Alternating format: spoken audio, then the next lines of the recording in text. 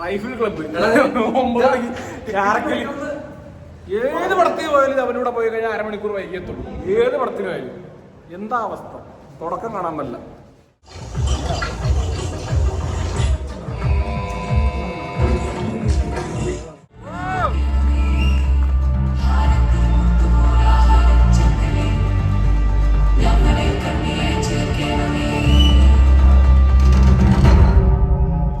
Club എന്നുള്ള cinema ഉണ്ട്. അതായത് ഒരു വെസ്റ്റേൺ ഗട്ട്സിന്റെ മലനിരകളോട് ചേർന്നിട്ടുള്ള സുൽത്താൻ ബത്തേരിയിൽ നടക്കുന്ന കഥയാണ്. ബേസിക് പ്ലോട്ട് അതാണ്. ഒരു 1980s കാലഘട്ടത്തിൽ നടക്കുന്ന കഥയായിട്ടാണ് ഇനിഷ്യലി കാണിക്കുന്നത്. ഫസ്റ്റത്തെ ഒരു 10 മിനിറ്റ് കണ്ടില്ല. എന്നിരുന്നാലും അത് ശരിക്കും ഒരു നഷ്ടമാണ്. ഫസ്റ്റത്തെ 10 മിനിറ്റ് പ്രത്യേകിച്ച് ആ ഒരു പോർഷനിലൊന്നും ഇല്ലെങ്കിലും ഇങ്ങനത്തെ ഒരു സിനിമയിൽ നമുക്ക് ഒരു പാർട്ട് പോലും മിസ് ചെയ്യാൻ പാടില്ല. കാരണം ഈച്ച് ഫ്രെയിം ബൈ ഫ്രെയിം നമുക്ക് ഭയങ്കര എന്താ പറയാ ഒരു ഗൂസ് ബംസ് തരണത്. പ്രത്യേകിച്ച് സെക്കൻഡ് ഹാഫിൽ വന്ന ഓരോ സീൻസും കുറെ ഫൈറ്റ് സീൻസ് ഉണ്ട്. മീൻസ് ഡയറക്റ്റ് ഫൈറ്റ് അല്ല, ജസ്റ്റ് ഗൺ ഷോട്ട്സ്. അതെല്ലാം ക്ലിയർ ഷോട്ട്സ്, പക്ക shots, frame by frame, second by second. നമുക്ക് അഡ്രിനാലിൻ റഷ് തന്നെ പടമാണ്. നമുക്ക് ഒരു 150 രൂപ കൊടുത്ത് പടം കണ്ടു കഴിഞ്ഞാൽ ആ 150 രൂപയ്ക്കുള്ള പടമുണ്ട്. പ്രത്യേകിച്ച് ശ്യാം പുഷ്കറിന്റെ കഥ, ആഷിഖ് കപൂറിന്റെ ഡയറക്ഷനിൽ, ദിലീഷ് പോത്തനൊക്കെ ആ സാധനമായിരുന്നു. ഒരു സീനുണ്ട്. ആ സീനിൽ അതായത് കാട്ടിൽ നിന്ന് വെടിവെച്ച് പന്നിയെ കൊണ്ടുവരുന്ന ഒരു സാധനത്തിൽ, ഒരു കെട്ടുതൂക്കി ഇറക്കി കൊണ്ടുവരുന്ന സാധനത്തിൽ ദിലീഷ് പോത്തനെ ഇറങ്ങി വന്നിട്ട് ഒരു ഷോട്ട് ചെയ്യുന്ന ഷോട്ടുണ്ട്. ആ ഷോട്ടിലൊക്കെ കൈയടിക്കാത്തവന്മാര് പോഴന്മാരെന്ന് പറയുള്ളൂ. അതുപോലത്തെ സാധനമായിരുന്നു.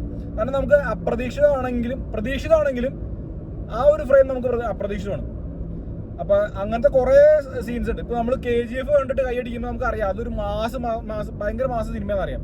എന്നിരുന്നാലും ഇത് നമുക്കൊരു ഇനീഷ്യലി സ്റ്റാർട്ടിങ്ങിൽ സ്ലോ പേസ് തുടങ്ങി ആ ഒരു ബാക്ക്ഗ്രൗണ്ട് കാര്യങ്ങളെല്ലാം സെറ്റ് ചെയ്ത്, ആ ഫ്രെയിമുകളെല്ലാം സെറ്റ് ചെയ്ത് എന്താണ് കഥ എന്നുള്ളത് കാണിച്ചിട്ട് അവിടെ നിന്ന് പോണ ഒരു ലെവൽ എന്ന് പറഞ്ഞു കഴിഞ്ഞാൽ ടോപ്പ് നോച്ചിലാണ് പടം പോയി നിൽക്കുന്നത്. മീൻസ് സിനിമാറ്റോഗ്രാഫി ടോപ്പാണ്, BGMs കൊടുത്തത് ടോപ്പാണ്. അതിലൊക്കെ റെക്സ് വിജയൻ കലക്കനാക്കി ചെയ്തിട്ടുണ്ട്. ഓരോ ഫ്രെയിമിലും നമുക്ക് വേണ്ട ആ ഒരു ഇപ്പൊ ഒരു ഭയങ്കര മാസ് സീൻ കാണിക്കുമ്പോൾ അതിനൊപ്പം മാസമായിട്ടുള്ള ഒരു BGM കൊടുത്തില്ലെങ്കിൽ ആ പടത്തിന് അതൊരു ഡൗൺഫോൾ ആണ്. ഈ പടത്തിന് അങ്ങനെ ഒരു സാധനമില്ല.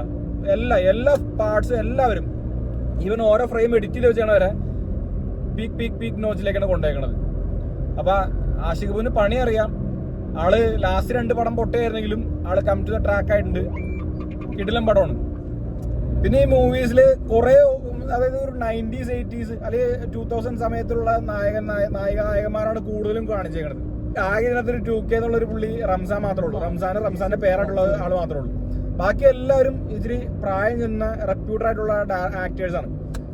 പക്ഷെ അവർക്കെല്ലാം വന്നേക്കണ ഈച്ച് ആൻഡ് എവരി വൺ, എല്ലാവർക്കും ഓരോ ചെറിയ റോളുള്ള ആൾക്കാർ വരെ ഭയങ്കര കിടിലൻ ക്ലീൻ പെർഫോമൻസ് ആയിരുന്നു.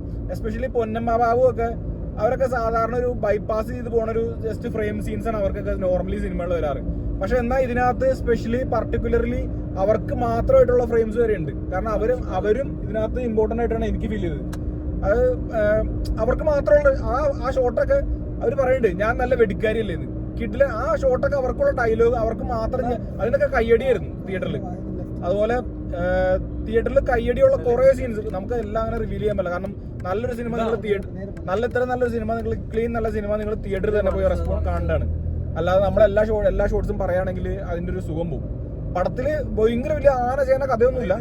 കഥ ഭയങ്കര സിമ്പിൾ കഥയാണ്. പക്ഷെ എടുത്തു വെച്ചേക്കണ രീതി കിഡിലൻ സാധനമാണ്, കില്ലർ സാധനമാണ്. തിയേറ്ററിൽ പോയി ഒരു കുപ്പി പെപ്സി അല്ലെങ്കിൽ കൊക്കക്കോളയോ ഒരു പോപ്കോണും പിടിച്ച് പടം കണ്ടു കഴിഞ്ഞാൽ ഫുള്ളി സാറ്റിസ്ഫൈഡ് ആയിരിക്കും. ഇനി അഥവാ നിങ്ങൾക്ക് സാറ്റിസ്ഫൈ ആയില്ലെങ്കിൽ ഇവിടെ ഒന്ന് കമന്റ് ചെയ്ത് തരാം. ബാക്കി നമുക്ക് അവിടെ കാണാം. അപ്പൊ ഞാൻ പോയി ഫുഡ് കഴിക്കട്ടെ. സപ്പോർട്ട് ചെയ്തിരിക്കുന്നു വേണ്ട, പറയണല്ലോ, നീ പറ. നീ എന്തെങ്കിലും ഒരു കാര്യം ചെയ്യാം.